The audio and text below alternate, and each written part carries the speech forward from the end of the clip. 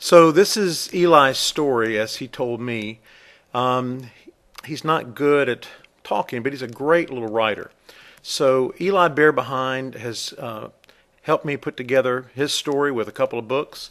He's a little bashful. Plus, it's January, it's hibernation season, and he's having a hard time staying awake, I think. But anyway, he wanted me to let you know also that he has a special hat that his mom left in his crib at the nursery. And it was a hat that his great-grandpa Droopy Drawers had. So I'm going to read you a little bit of Eli's story and try to keep up. He likes to doze off too, so if you fall asleep, don't worry. You can play rewind later on. So Eli, you ready? So this is called Eli Behind and His Fuzzy Tails. The journey begins. Okay. So somehow every great adventure always leads us home to our heart. So that's what we were trying to help Eli find his mom. So he says, "My name is Eli Behind. My family's full of charm. Sometimes they growl and snarl and roar, but they never mean to harm. Each family member's different, unique as they can be, so I thought I would write it down and share our history. I try real hard to fit in. I hate to hibernate.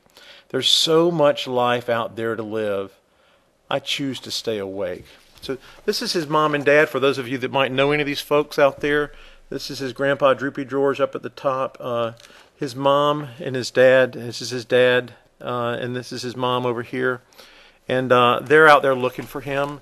If you can help them find him. This is his mom the day she went into the hospital with, I guess she didn't know that she was going to have 9 bear cubs, but these are the bear cubs. She named them Bim and Big and Blue and Bert and Bo and BD and Brad and Bang, and I guess they ran out of B's. They named him Eli. So isn't that right? Yep. So anyway, you'll see that she was pretty astonished when she found out that she was having 9 bear cubs, and so I'm not going to go too much into that. But here you can see Eli when he was put into the kids' nursery with his little fuzzy hat, and he was there with all of the human infants, and he learned a lot from them.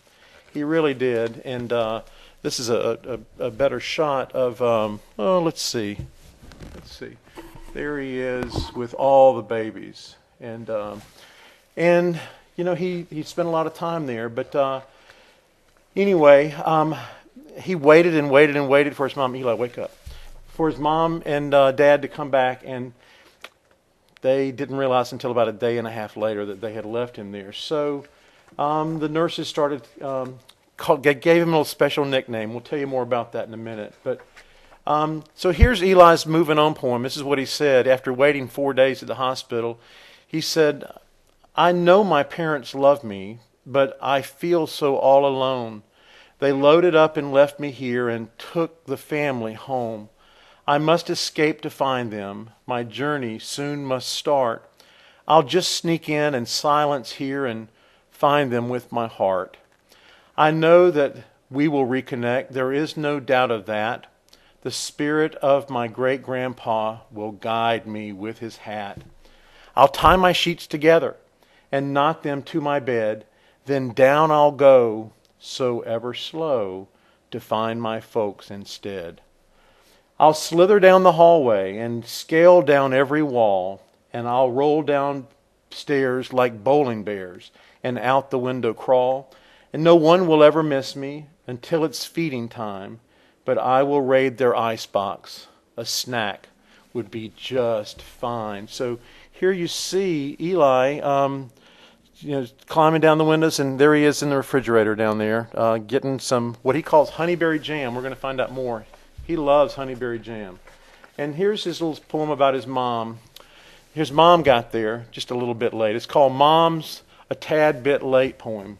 So Mom's a tad bit late. The nursing staff all gathered that night at 8:30 to realize young Eli had made his grand escape.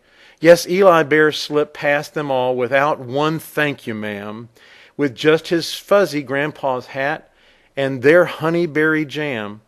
And just as fate would have it, his mom came bursting in to get her son to take him home and make it up to him. But when she heard that Eli left, she asked, "Which way and when?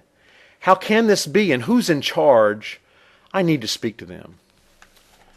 "We'll all go help you find him. He can't be very far. The hat will keep him warm at night. His food is in that jar."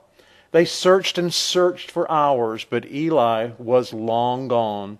His mom went home to rest some. At daylight she'd search on. But in the night she heard a voice that was a muffled sound. "Tell Eli all about us now. You'll need to write this down. This child is very special. Your past is how he'll learn.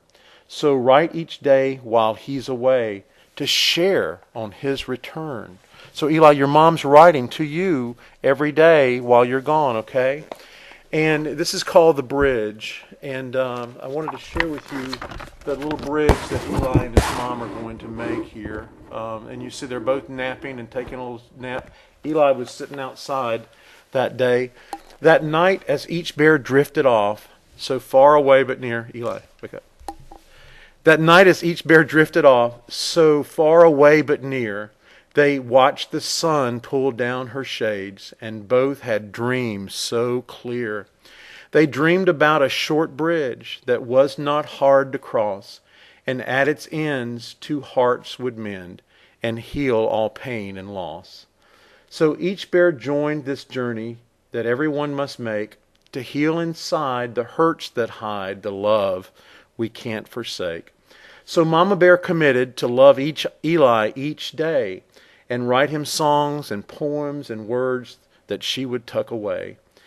And she'd save them for their union, and when they both would meet, she'd tell him how she loved him, and he helped her heart to beat.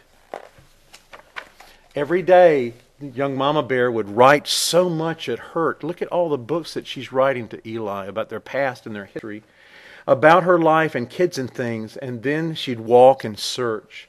And as she walked, the tales returned that her folks shared with her when she was just a growing bear with shiny light brown fur. I must be sure that Eli knows his family history and what we did to make our life as grand as it could be. Her diaries grew with all she knew. She prayed that God one day would lead her lost young Eli home and keep him there to stay. And here's Eli napping underneath the tree. That's the day before I found him, with his honeyberry jam in his hat. And Eli knew for certain that he would find his way back to the loving parents that made mistakes one day. So Eli drifted off to sleep to rest his little mind and contemplate why nurses called him Eli Bear Behind. Stay tuned for more guidance for poor little Eli. He's going to find his mom, trust me. Y'all be good and be good to your parents. Sometimes we all make mistakes. We just have to learn to forgive. Bye-bye from Eli and me.